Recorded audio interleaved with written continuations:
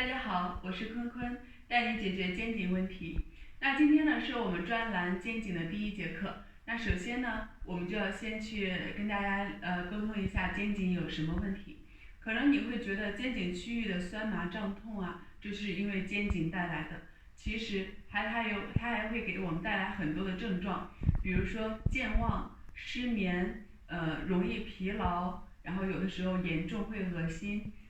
会造成我们的心跳加快、心律不齐，等等，甚至严重的话，我们会感觉到整个手臂，一直到手掌都会有麻木的感觉，这就都可能是因为我们的肩颈问题带来的。那首先呢，我们就去了解一下我们肩颈是个什么样的构造。那这是我们的小白，大家看我们的颈部的曲度，它是向前的。我们自然的生理曲度呢，颈部曲度是向前的。那我们现在脖颈最容易产生的两大问题在这里。第一个是颈曲变直，就是这个曲度向前的曲度会变直，变直了就会产生什么呢？我们俗话说的乌龟脖，就是你的平时的状态就是这个样子的啊，就这个样子，颈曲变直。但颈曲变直呢，还是最初步的一个现象，就是很多肩颈问题都是先是颈曲变直，然后带来了很多其他的问题。这个很简单啊，我们平时低头就会造成我们的这个曲度变直，这个很简单，大家自测就可以了。还有一个就是颈后大包，很多人呢觉得我的脖子这儿有一个包，现在大家都知道，就我们俗称的富贵包，有很多的不良的这种影响，会带给我们很多的不舒服。但是呢，有的人其实并不是颈后大包，它有可能是脂肪堆积在这儿。那我们如何去检查颈后大包？什么情况下它会形成颈后大包？举个例子，比如说我在这儿坐着去看电脑，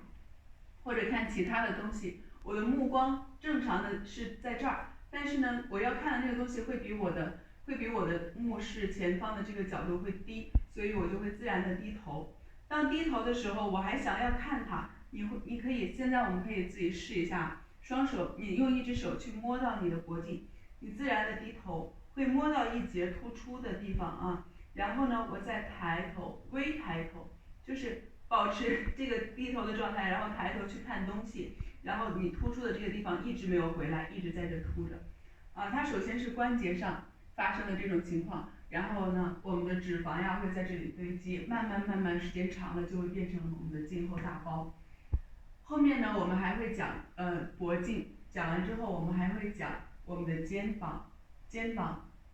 相关联的有这样几个很重要的原因。第一个是肩胛骨提肌的紧张，第二个斜方肌的紧张，斜角肌的紧张，还有颈椎的失稳，它不稳定了，小关节发生紊乱了，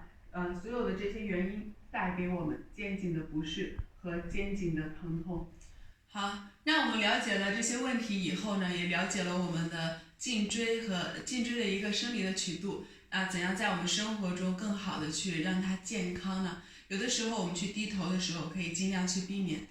还有呢，就是在我们非常关键的一点，就是晚上睡觉的时候，你的枕头的高度。如果你是仰卧位去睡觉的时候，枕头的高度就是一个竖拳最为合适了，就是大概是这样一个拳头竖起来的一个高度。如果是你侧卧位去睡觉的话，一个竖拳还要再加上一个拇指的高度，就是这样。一个棒的姿势的一个高度，这样睡觉是最合适的，就是这个高度是最合适的。那我们说枕头枕的不只是头啊，我们要让颈椎也要枕在枕头上面，这样是最舒服的。那我们这种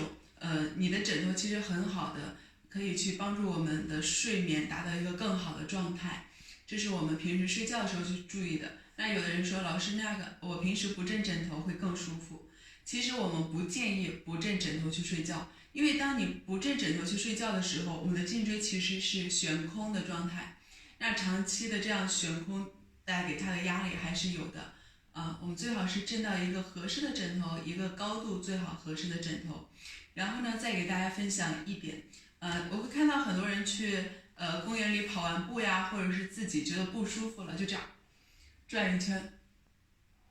我不建议这样去练习。当你这样转一圈，不管你是360度还是180度的时候，对我们的颈椎其实是没有什么太好的帮助，因为我们的颈椎啊，大家可以看到我们的小白，颈椎相当于胸椎来说，它细的多，而且呢，我们的颈部肌肉群也比较纤细，没有足够的力量。如果你这样去绕的时候，就其实除了没有帮助的话，也很容易会伤到它。我们不建议这样去练习。那具体怎样去练习呢？在接下来的课中，我们会有非常精准，然后非常详细的这种练习方式，而且很简单安全，大家可以去对照，然后去练习，坚持下去。那接下来的课程呢，我们会针对这些问题，一一呢去给大家进行解决，包括手法的放松和训练，让大家的肩颈变得更加健康，拥有漂亮的天鹅颈。